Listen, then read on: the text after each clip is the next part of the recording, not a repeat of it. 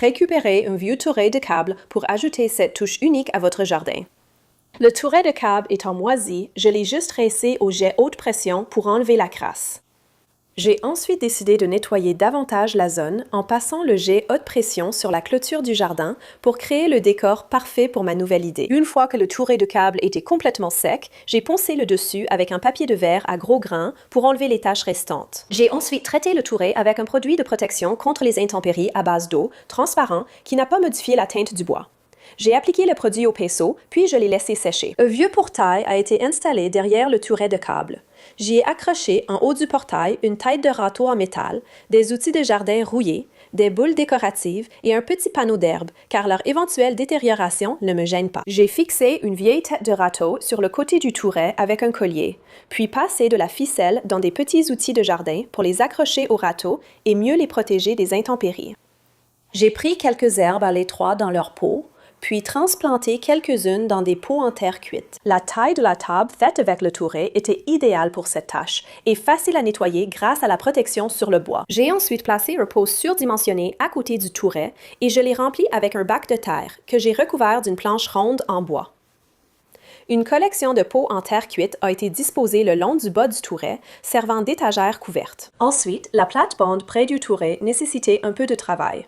J'ai tracé une nouvelle bordure courbe avec un coupe-bordure demi-lune, aéré la terre, puis transplanté des herbes offertes par une voisine généreuse. Une seau à lait a été remplie d'eau, puis placée avec quelques pierres et morceaux de bois à proximité afin que la faune puisse y accéder plus facilement. Un petit récipient d'eau fraîche, facile à vider et remplir, aide à éloigner les moustiques.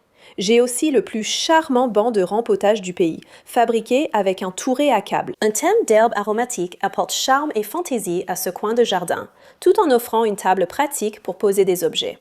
Si vous hésitez à planter des herbes cet été, pensez à réutiliser quelques boîtes de conserve un peu plus grandes de votre bac de recyclage avec une touche d'originalité. J'ai choisi d'ajouter cet aménagement à un parterre nécessitant un nouveau look, après avoir retiré toute la ferraille rouillée de la clôture pour préparer l'espace à mon idée.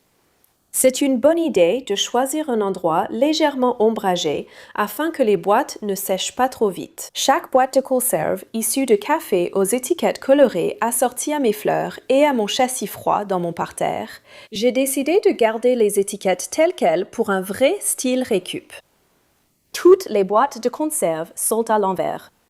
Mon plan était de percer des trous dans le fond des boîtes, mais mon plan était de percer des trous dans le fond des boîtes. Après que la mèche est glissée, je me suis souvenu que je devais d'abord faire une marque dans les boîtes avec un marteau et un clou. C'était tout simplement plus facile.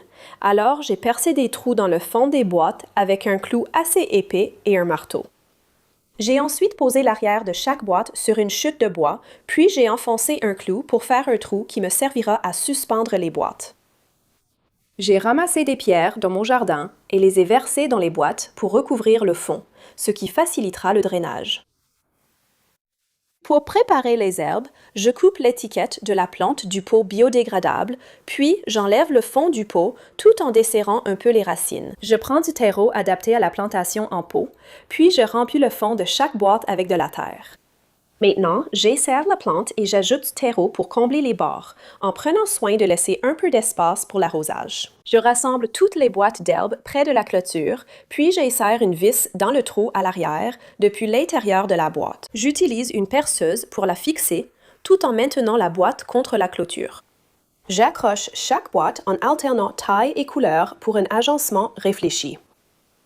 Maintenant que toutes les boîtes sont accrochées, je choisis un jet d'eau pour arroser chaque boîte jusqu'à ce qu'elle soit bien imbibée, en vérifiant les trous de drainage pour m'assurer qu'ils fonctionnent bien. Les étiquettes correspondant aux boîtes bleues et vertes, je choisis aussi de les laisser ainsi.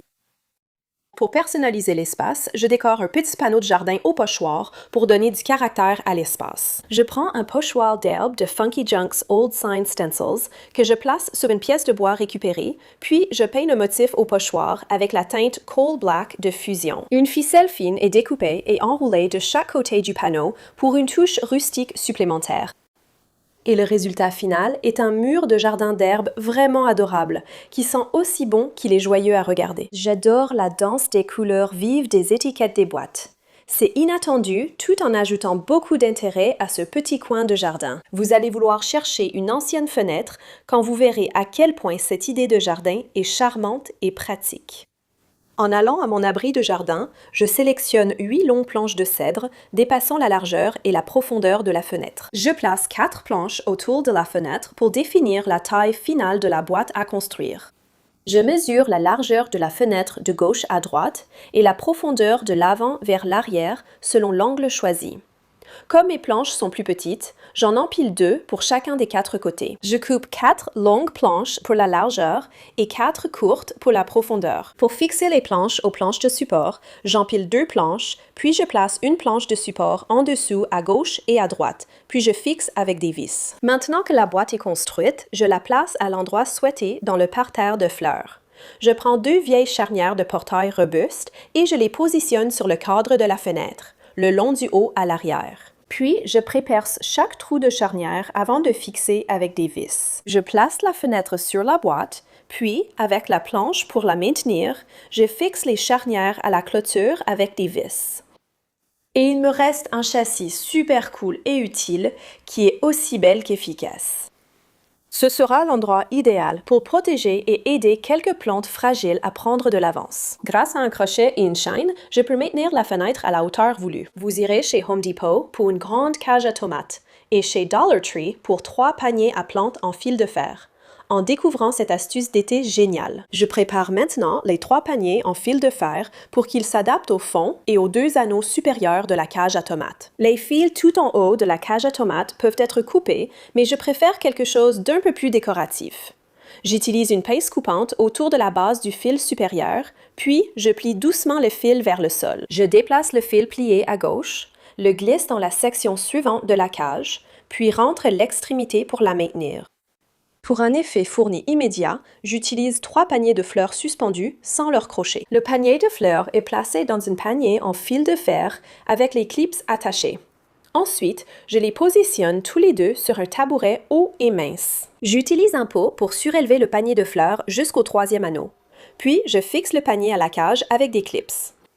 Ensuite, je prends la cage à tomates et je la place délicatement au-dessus du panier de fleurs du bas en la faisant tourner doucement pour ne pas abîmer les fleurs. Je pose un panier en fil de fer dans le haut de la cage à tomates et les attache avec des colliers de serrage. Je mets maintenant des fleurs dans le panier tout en haut pour finir l'ensemble, ce qui crée un superbe support à fleurs à 3 niveaux, bien garni, apportant hauteur et une touche de couleur. J'aime la façon dont la cage à tomates noire et les paniers à fleurs mettent en valeur le rouge vif et le vert pour une présentation très accrocheuse. Même si ce support à fleurs est parfait près de mon abri de jardin, j'aime qu'il puisse être exposé où vous voulez.